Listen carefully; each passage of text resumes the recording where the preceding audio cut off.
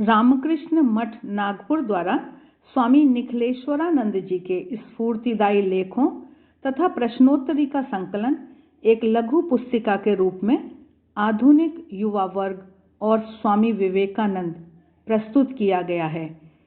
युवाओं के साथ प्रश्नोत्तरी का आज हम प्रथम भाग प्रस्तुत कर रहे हैं।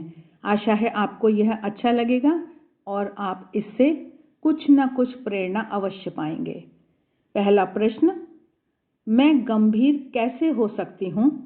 पूछा गया है Sushri Mallika Saha, Adams girls inter college की छात्रा द्वारा। महाराज उत्तर दे रहे हैं, तुम आखिर गंभीर क्यों होना चाहती हो? हमेशा प्रसन्न और प्रफुल्लित रहो। स्वामी विवेकानंद ने कहा है, सर्वदा प्रसन्न और मुस्कुराते रहने से तुम इस संसार में किसी वस्तु या किसी प्रार्थना की अपेक्षा ईश्वर के निकट आसानी से पहुंच सकते हो। स्वामी विवेकानंद स्वयं खूब हंसी मजाक किया करते थे, विनोद किया करते थे और अपने भाषणों के बाद हंसा करते थे। अमेरिका आदि पश्चिमी देशों के लोग यह देखकर अचंभित थे। जब स्वामी विवेकानंद अमेरिका में प्रवास कर रहे थे तो एक दिन एक महिला ने उनसे पूछा, स्वामी जी, आपको गंभीर रहना चाहिए, आखिर आप धर्मोपदेशक हैं। स्वामी विवेकानंद जी ने परिहास पूर्वक कहा, हाँ महोदया, जब मेरे पेट में दर्द होता है तब भी मैं गंभीर हो जाता हूँ। बाद में स्वामी जी ने बताया था कि धर्म का मतलब मुंह लटकाए रहना या उदास रहना नहीं है। वेदांत के अनुसार हम अमर आनंद की संतान हैं, अमृत पुत्र हैं, अतः हम उदास और दुखी क्यों हों? हाँ, निश्चय ही इसका यह अर्थ नहीं है कि हम अपने अध्ययन तथा अपने कार्यों में निष्ठावान और ईमानदार न हों।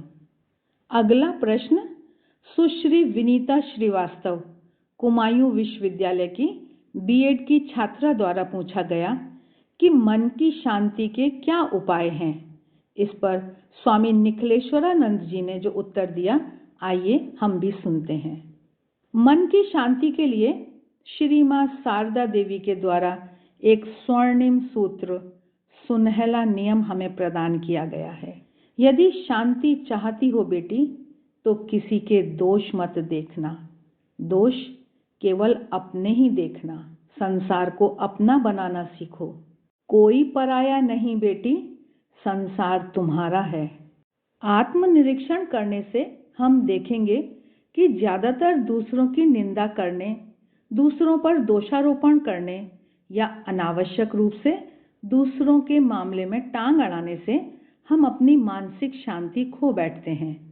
जीवन में अपनी समस्त पीड़ाओं, सारे दुख भोगों के लिए हमें अपने आप पर दोषारोपण करना चाहिए। हमें स्वयं को शुद्ध करना चाहिए।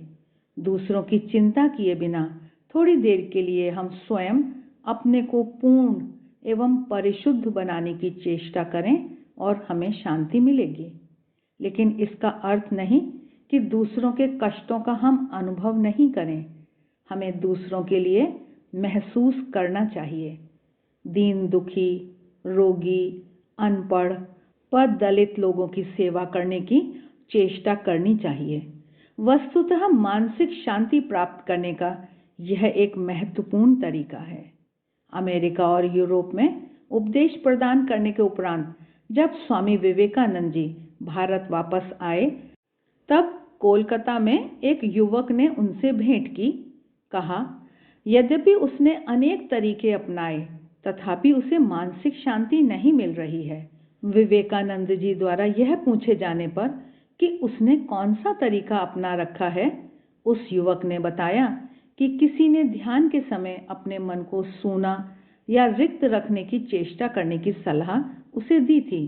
तदनुसार अपने कमरे के दरवाजों को बंद कर तथा जब तक संभव हो अपनी आंखें मूंद कर वह ध्यान में बैठा करता था, किंतु उसके मन को शांति नहीं मिली।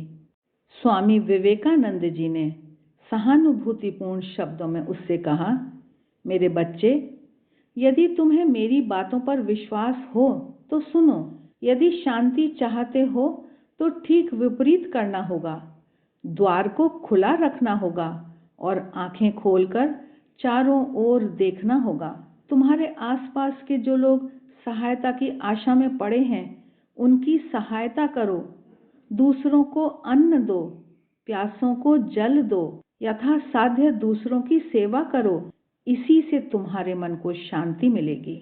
विवेकानंद जी के कथन का तात्पर्य यह है कि दूसरों की सेवा के द्वारा चित्त शुद्ध किए बिना ध्यान में अग्रसर होना आसान नहीं है।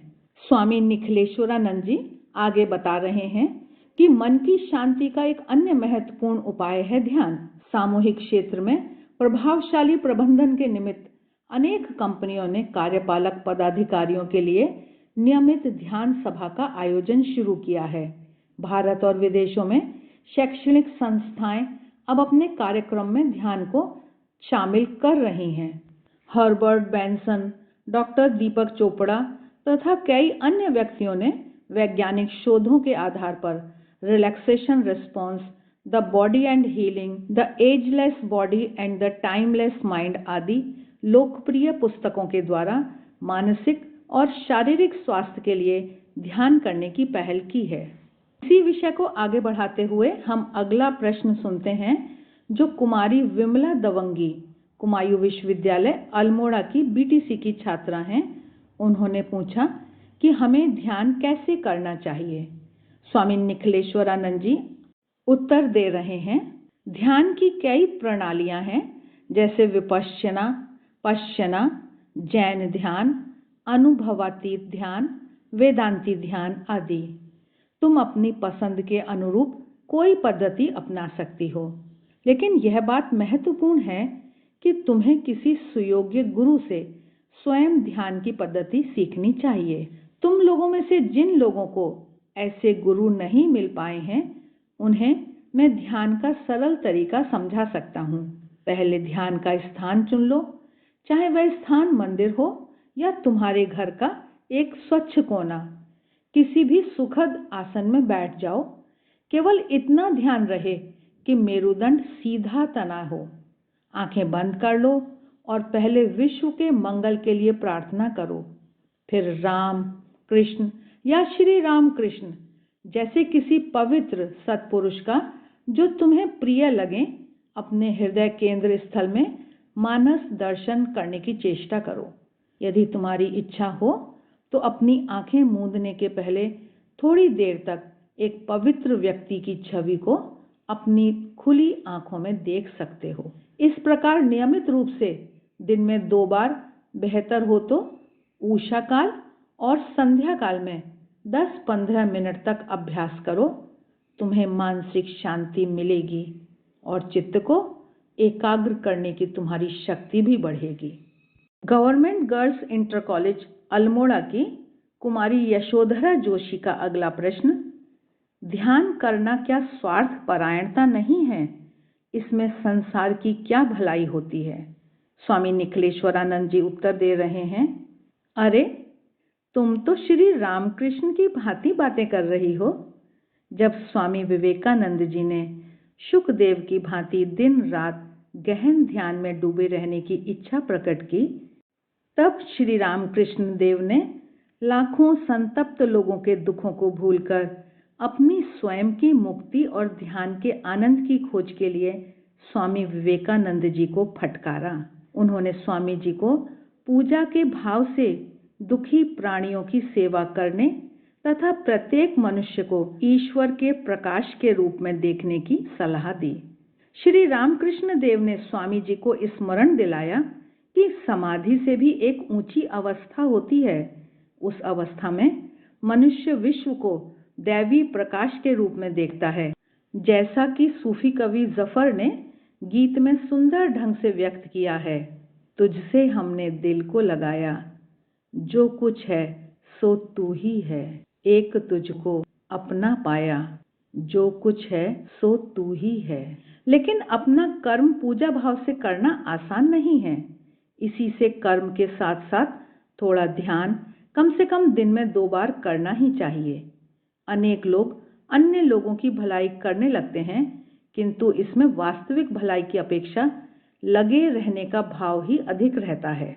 जो लोग ध्यान करते हैं वे उन लोगों की अपेक्षा समाज की अधिक भलाई करते हैं जो अपने अहम को संतुष्ट करने अथवा विज्ञापन करने की वास्तविक इच्छा को छिपाते हुए अपने लोकोपकारी कार्यों द्वारा भलाई करने का दावा करते हैं। जो अच्छी तरह ध्यान करते हैं वे सशक्त आध्यात्मिक स्पंदनों की सृष्टि करते हैं।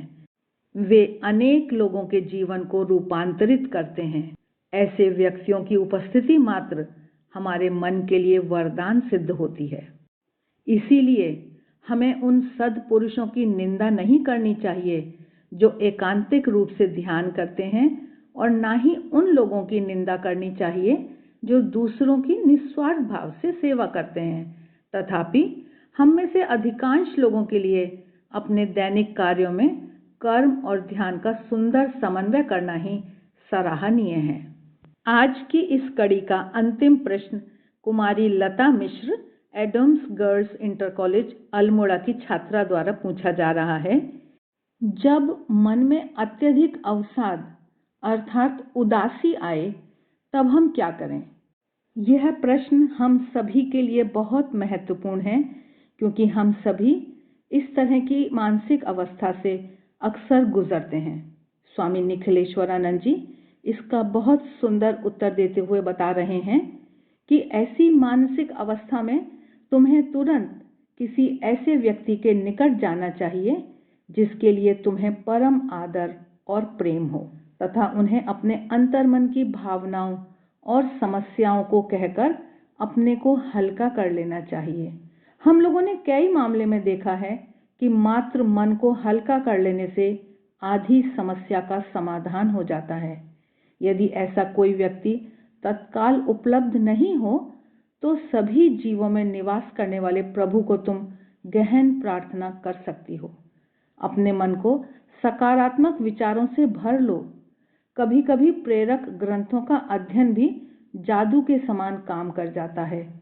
तुम्हारे संशय दूर करने के लिए मैं कुछ उदाहरण प्रस्तुत करूंगा। महाराज बता रहे हैं कि एक युवक मन ही मन बहुत उदास और खिन्न था।